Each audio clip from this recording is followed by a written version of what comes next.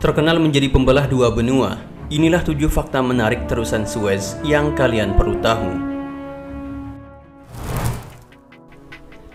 Terusan Suez merupakan jalur transportasi laut yang menghubungkan Laut Mediterania dengan Laut Merah. Namun selain itu, terusan ini juga menyimpan banyak fakta menarik dan unik yang kalian perlu tahu. Membelah benua Afrika dan Asia. Berdasarkan informasi dalam Britannia.com, terusan Suez atau Suez Canal merupakan sebuah kanal yang lokasinya membelah benua Afrika dan Asia.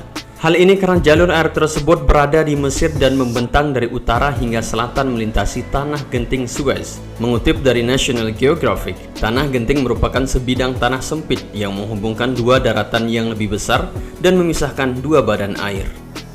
Meski begitu, terusan Suez tidak mengambil rute melintasi Tanah Genting, melainkan menggunakan beberapa danau dari utara ke selatan, yaitu Danau Manzala, Danau Timsah, Great Bitter Lake, dan Little Bitter Lake.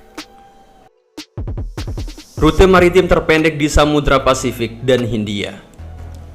Dibangunnya terusan Suez membuatnya menyediakan rute maritim terpendek antara Eropa dengan daratan-daratan lainnya yang terletak di sekitar Samudra Pasifik bagian barat dan Samudra Hindia.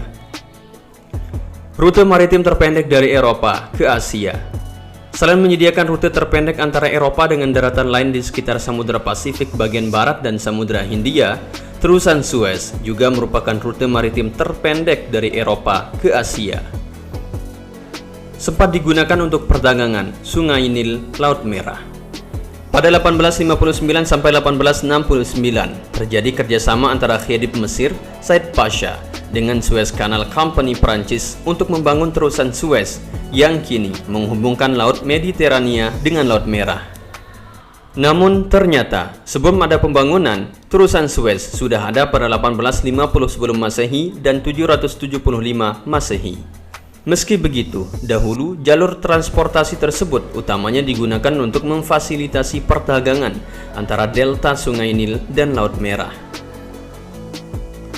Jalur pelayaran yang paling banyak digunakan di dunia.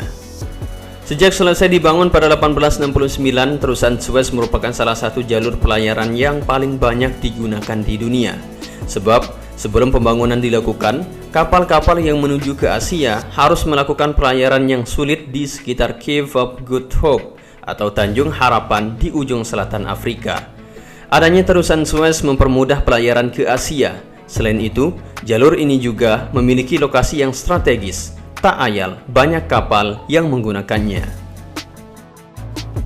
Jumlah kapal yang transit dulu sedikit.